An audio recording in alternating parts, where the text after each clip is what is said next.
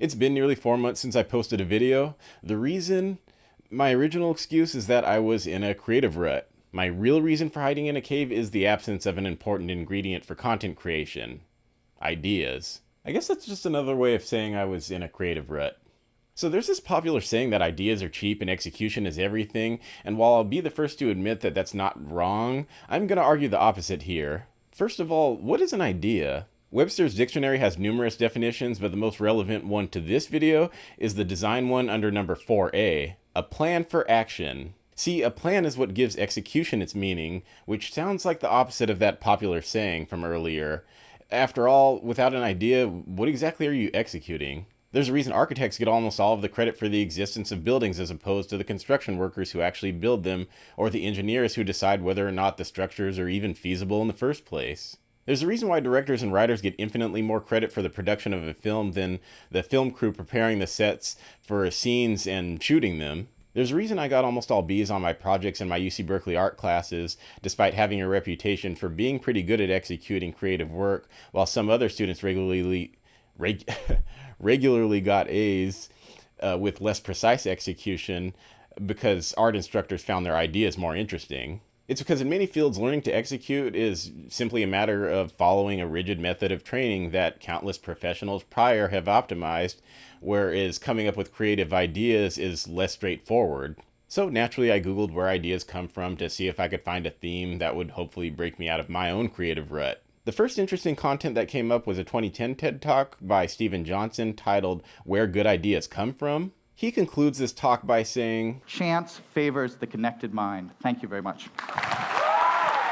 The theme of his talk is that an idea is a network of configurations of connected neurons, and that the best environment in which to get these new networks is to form what Steven calls a liquid network. And something about that environment, and I've started calling it the liquid network, where you have lots of different ideas that are together, different backgrounds, different interests, jostling with each other, bouncing off each other. That environment is, in fact, the environment that leads to innovation.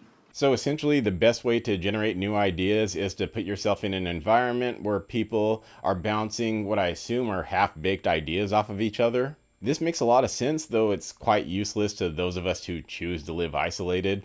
Perhaps the hope for us extreme introverts lies within a 2017 Smithsonian Magazine article by Anthony Brandt and David Eagleman titled, Where Do Ideas Come From? In this article, Brandt and Eagleman state that across the spectrum of human activities, prior art propels the creative process. They go on to use the works of Henry Ford, Samuel Taylor Coleridge, and Pablo Picasso as historical examples of novel ideas that had clear traceable influences. Henry Ford supposedly learned about assembly lines from the Chicago meatpacking industry. Poet Samuel Taylor Coleridge supposedly had a library full of books that influenced nearly everything he wrote in his creative prime. Picasso's famous painting, Demoiselle d'Avignon, was painted after a generation of progressive artists had already moved away from 19th century hyperrealism. And now I understand why Steve Jobs said this. Picasso had a saying, he said, good artists copy, great artists steal. I'm not sure any of us actually learned something new here because on some level I'm pretty sure all of us were aware of the fact that ideas basically come from other ideas.